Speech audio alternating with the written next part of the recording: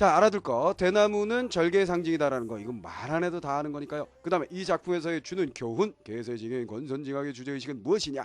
바로 절개라는 유교적 덕목입니다. 그래서 이전 작품보다 할 얘기는 그렇게 많지가 않습니다. 그러니까 좀 단순한 이야기니까 좀 빠르게 정리할 수가 있을 것 같네요. 이번 작품은. 자, 들어가 볼까요? 자, 죽씨의 자손에 당이란 사람이 있었다 그랬어요. 죽씨 가문에 당이란 녀석이 있어서 요거는 사실 항상 이름 사물을 의인화한다 그랬잖아요. 당이라는 게 뭐냐면 대나무 중에 좀 큰 대나무를 의미한다 이렇게 되어 있어요. 당이란 사람이 있었다. 그러니까 죽부인 얘기는 아니고 그 이전의 내막에 대한 얘기군요. 그는 형과 함께 욕심 없이 곱게 살았습니다. 특히 왕자유와 친하게 지냈다. 왕자유 어디선가 많이 들어본 인물일 겁니다. 그렇죠? 왕이지의 5번째 아들입니다. 그죠? 그 왕자유와 친하게 지냈는데 어느 날 자유는 다음과 같이 말했습니다. 하루도 그대 없이는 살 수가 없다 그랬습니다. 그대가 누굽니까? 바로 대나무 없이는 하루도 살 수가 없다. 이로부터 그의 호를 차군이라고 부르기 시작했다 그랬어요. 즉 어떻게 됐다는 게요. 왕자유가 대나무를 너무 좋아해서 많이 그림을 그리고 그랬나 봐. 근데 그 대나무에게 뭐라고 불렀다는 거야? 차군 하면서 당신은 이런 식으로 불러줬다는 얘기예요. 그러다 보니까 대나무의 별명 이름이 차군이 되었다 이런 얘기입니다. 뭐 정확하게 알아야 할 필요는 없지만 좌우당간 아직 죽부인이 나오기 이전에 당이란 인물이 있었고 사물이 의인화된 거고 그 당은 실제적인 인물 실존 인물인 왕자유 실존 인물 또 나왔어. 왕자유와 굉장히 친근했어요. 그죠? 자유는 단정한 사람으로서 벗을 사귀는데도 반드시 단정한 사람과 사귀었다. 미안합니다. 그러므로 그의 사람됨을 알만하다. 당은 익모의 딸과 결혼하여 딸을 낳았는데 죽부인은 바로 그 딸이다. 바로 주인공 우리의 주인공 죽부인 나왔습니다. 자, 여기서 죽부인이라고 그러니까 예전에 가르치다 보니까 어떤 애가 이러더라고요. 한참 설명하고 나서 이 죽부인이 여름에 더울 때 끌어안고 자는 그 죽부인이죠? 이렇게 물어보는데 그거 아닙니다. 그냥 대나무로 의인화해서 성을 여성으로 그냥 부여해 준 거예요. 오해하지 마시고 죽부인은 바로 그의 딸이다 그랬습니다.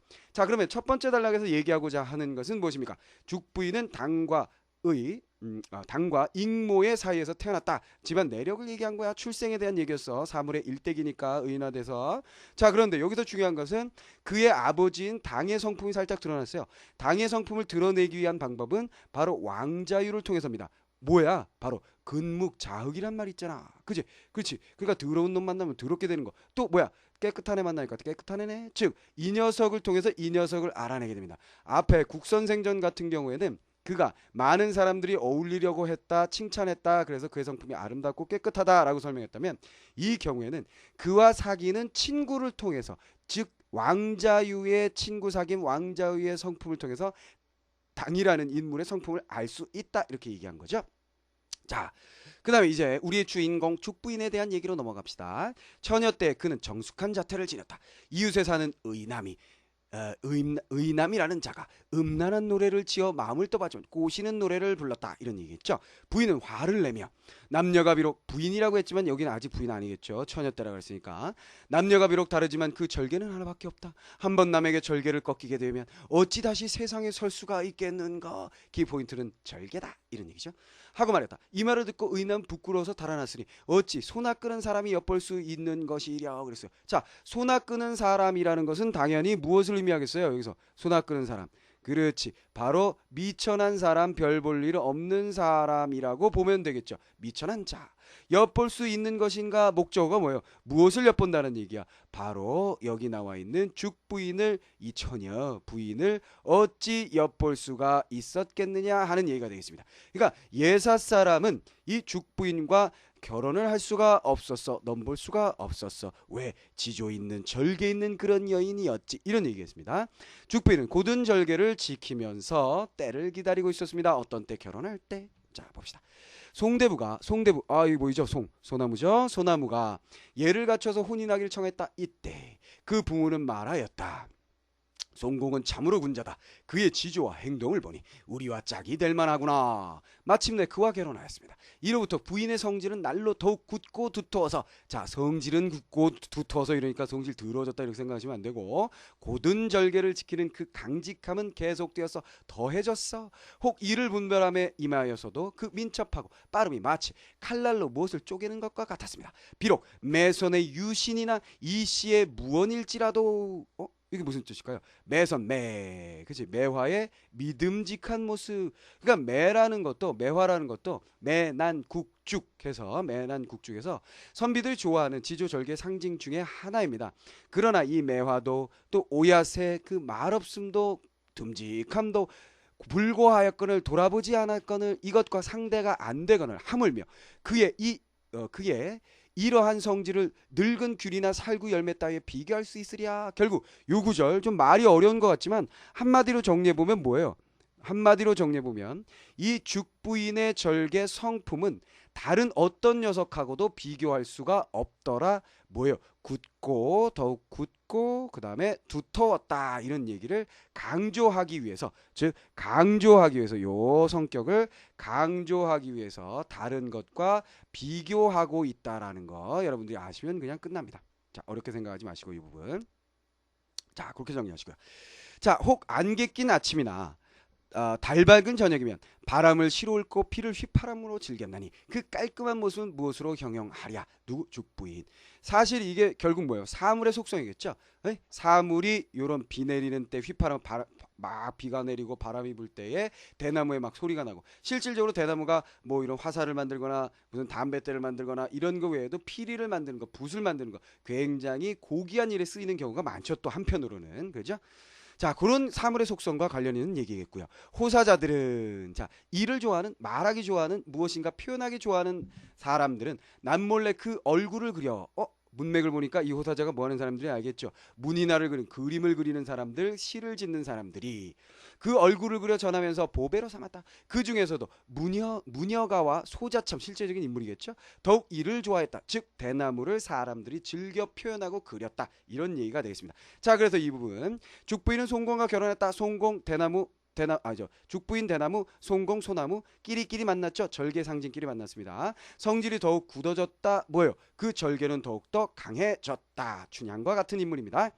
자, 송공은 부인보다 나이가 18세나 위였다. 오마, 엄청난 차이였네요. 늦게 신선이 되어 곡성산에서 놀다가 돌이 되어 다시 집으로 돌아오지 못했다. 웃기는 아저씨입니다. 18살이나 나이가 많았고, 그죠? 미리 먼저 가셨어요. 가셨는데 여기서는 죽었다라고 표현하지 않고 신선이 되어 갔다, 이렇게 되어 있죠. 자, 그 후 부인은 혼자 살면서 왕왕 시경의 위풍을 노래하였다. 시경의 위풍, 그런 장을 노래하면서 자연히 마음이 흔들려 혼자 지탱해 나갈 수가 없었다. 젊은 나이에 수절하기가 굉장히 힘들었다, 이런 얘기죠. 그죠? 자, 흔들렸다고 해서 그 지조가 별거 아니네 이렇게 생각하시면 안 되고, 무릇 인간은 그렇다 이렇게 생각하시면 되겠어요. 게다가 부인의 성품은 술 마시기를 좋아하였다. 이것도 문제네요. 그죠? 아내자가 술 마시기 좋아하다니 더 심각해집니다. 어느 해인가 5월 13일 청분산으로 집을 옮겨 살다가 술에 취하여 고갈병에, 뭔지 알지? 술 많이 마시면 목마르잖아. 그렇지? 그러니까 완전히 거의 알코올 중독의 상태까지 가신 것 같아요. 끝내 고치지 못했다. 그래서 여기서 여러분들이 이 부분을 보고서, 이거 죽부인 좀 부정적인 성격을 가지고 있네요. 술 좋아하고 절개를 지킨다지만 남편 없으니까 참지 못하고 술로 달래고 있다는 거, 이거 우리가 닮아야 합니까? 물론 닮아야 하는 요소는 아니지만 요건 그냥 부수적인 부분으로 좀 그냥 눈 감아주시고, 중요한 건 뒷부분입니다. 이제 뒷부분, 앞부분과 뒷부분이에요.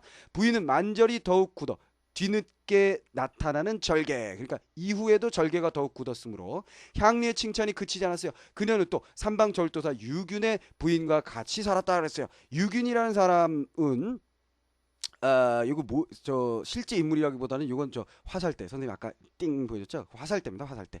그녀의 행실이 임금에까지 알려져서 임금은 절부의 직함을 내렸더라, 이런 얘기가 되겠습니다. 자, 그래서 송공과 이별한 이후에도 절개를 지켜 사람들의 칭찬을 받게 되었다라는 얘기입니다. 그래서 인간의 측면에서는 절개를 지켜서 칭찬을 받았다는 얘기고, 나중에 여기 뭐 유균 같은 경우에는 뭐가 됐다는 거예요? 화살과 같은 쓰임, 화살을 만드는 대나무로서도 쓰임을 갖고 있었다라는 부분이라고 여러분이 생각하시면 되겠습니다. 자, 그러면 별 내용은 아니었지만 마무리 정리해 봅시다. 절개를 지켰는데 그 절개는 어때요? 결혼하기 전에 절개 나왔었죠. 그 다음에 결혼하고 난 후 송곳과 함께 하면서도 강한 절개 보여줬죠. 그 다음에 이별을 하고 난 후에도 강한 절개를 보여줍니다. 이 절개는 결국 뭐예요? 과거의 유교적인 사회에서 유교적 덕목으로 중요하게 생각했던 거죠.